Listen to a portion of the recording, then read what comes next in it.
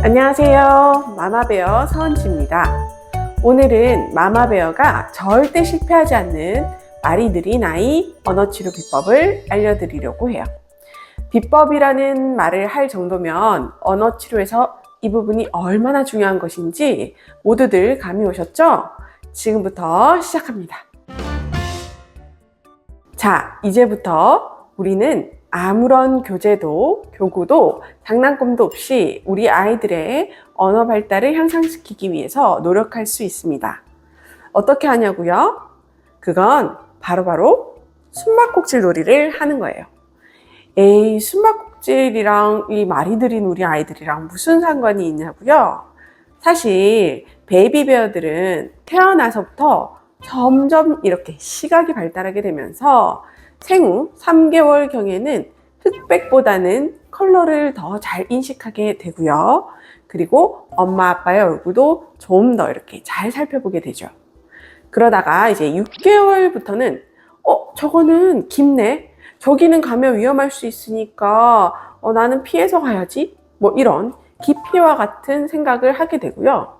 8개월부터는 내 눈앞에 있던 것이 어디로 갔지? 어디 있을 텐데? 하고 이렇게 두리번거리는 대상영속성이라는 성격을 지니기 시작합니다. 그러다 보면 엄마 없다, 까꿍과 같은 그런 놀이에 사회적인 미소를 살짝 이렇게 지어 보이거나 까르르르 하고 이렇게 소리를 내서 웃기도 합니다. 이것이 바로 숨바꼭질 놀이의 첫 시작인 것입니다. 그렇다면 지금부터는 숨바꼭질 놀이가 우리 아이의 언어 발달에 어떻게 도움이 될 수 있는지 한번 알아볼까요?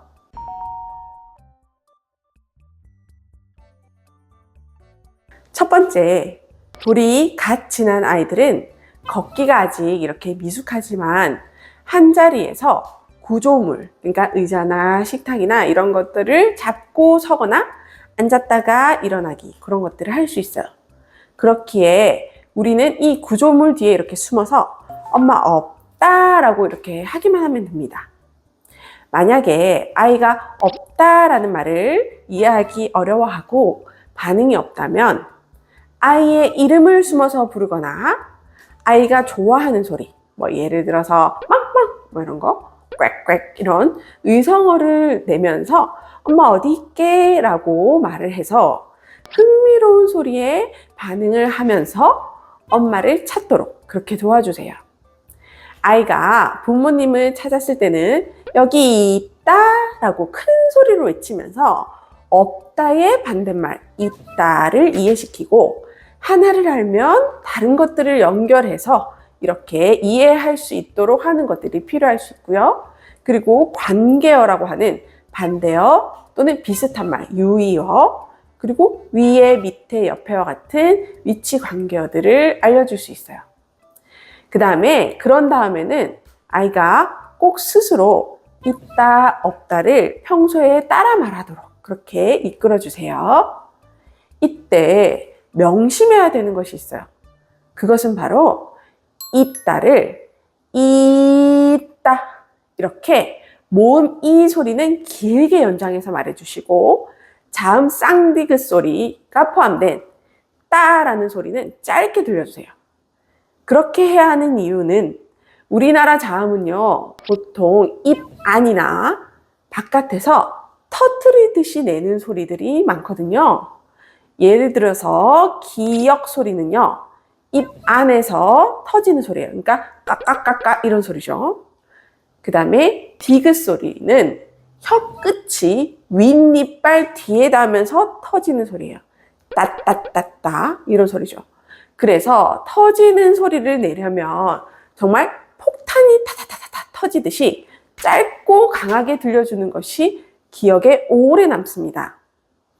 만약에 아이가 따 소리를 안 낸다면 따따따, 따따따따 이런 것처럼 자음이 포함된 단어를 반복해서 타타타타타 이렇게 들려주세요. 이렇게 터트리는 소리를 여러 번 들려줌으로써 혀의 감각을 스스로 더 잘 기억하고 표현하게 도와줄 수 있습니다. 만약에 이렇게까지 했는데도 하나도 안 따라해요. 이렇게 말씀하신다면 있다, 없다와 같은 단어 말고요. 의성으로 다양한 소리 모방을 유도할 수 있습니다. 빵빵, 꽥꽥, 빵빵, 치 이런 의성어들도 모두 우리나라 자음들이 다양하게 들어있기 때문에 우리 아이가 말이 느려서 고민인 부모님들은 이것부터 시도해 주세요.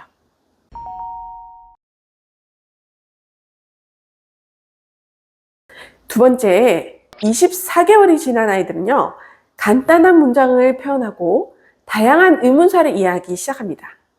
그렇기 때문에 찾을 때도 이제는 까꿍 또는 있다와 같은 간단한 표현보다는 엄마 어디 있게 와 같이 의문사 어디를 이해하고 문장으로 표현할 수 있게 이끌 수 있습니다. 예를 들어서 아이가 엄마를 찾았을 때는 여기 있다 이것을 아이가 따라 말하도록 여기라는 장소를 표현할 수 있도록 시범을 보여주시거나 또는 베베야 엄마 방에 있지 또는 의자에 있지 또는 쉬 하는 데 있지 등과 같이 장소격 조사 어디에를 사용해서 다양한 문장을 이해하고 표현하도록 하시면 좋습니다. 이렇게까지 했는데도 표현을 잘 안 한다면요, 아까 말씀드린 있다, 없다부터 거슬러 올라가셔서 시작하시면 됩니다. 우리 아이의 언어 발달은요, 조금 천천히 올라갈 뿐이라서 힘들면 다시 내려와서 연습해도 됩니다.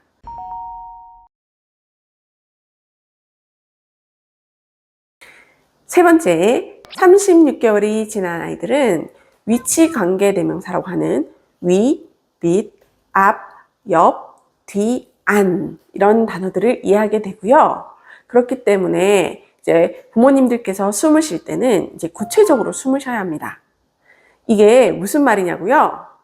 아이가 위치 관계 대명사를 이해하거나 표현할 수 있게 구조물 위, 밑, 앞, 옆, 뒤, 안 다양하게 위치를 바꾸셔서 숨을 쉬어야 한다는 겁니다. 예를 들어서 엄마 지금 침대 위에 있지롱 하면서 이불을 뒤집어 쓰고 안 보이게 숨습니다. 또는 엄마 지금 식탁 밑에 있지롱 또는 엄마 지금 화장실 앞에 있어 와 같이 그 위치를 직접 행동으로 보여주시면서 아이가 구체적인 장소를 이해하고 표현할 수 있게 그리고 문장을 잘 이해하고 표현할 수 있도록 이끌 수가 있습니다. 이때 우리 아이가 잘 이해하지 못하거나 따라하지 못한다면 주의 집중력에 문제가 있을 수도 있고요. 또는 위치 관계 대명사 그 단어 자체를 이해하지 못해서일 수 있습니다.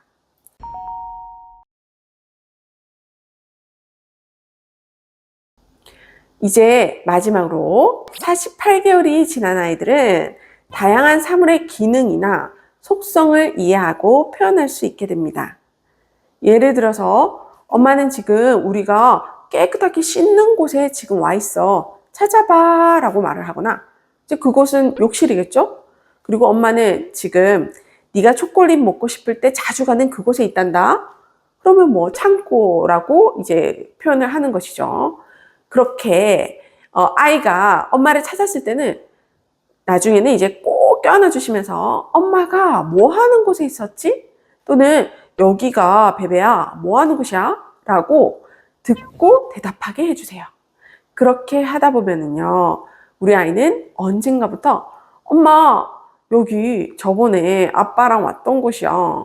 그때 우리 과자 사러 왔었어. 와 같이 특정 장소에서 활동했던 내용들을 좀 더 잘 떠올리고 문장으로 표현할 수 있게 됩니다. 또 모르는 단어가 있더라도 엄마 내 친구가 어린이집에서 가지고 다니는 그거 있잖아. 물 담는 거 나도 사줘. 이렇게 구체적인 설명들을 할 수 있게 돼요. 자, 숨바꼭질 하나로 이렇게 다양하게 말이 트이게 할 수 있다니 정말 좋은 비법이지 않나요? 하지만 아이의 발달과 성향에 따라 숨바꼭질 놀이에 크게 반응하지 않을 수도 있어요. 그럴 때는 저 마마베어에게 직접 상담을 요청해 주세요. 1:1 맞춤 상담을 통해서 도와드릴게요. 그렇다면 이제 마마베어는 또 다른 비법들을 알려드리기 위해서 이만 인사드릴게요. 다음에 또 만나요. 안녕!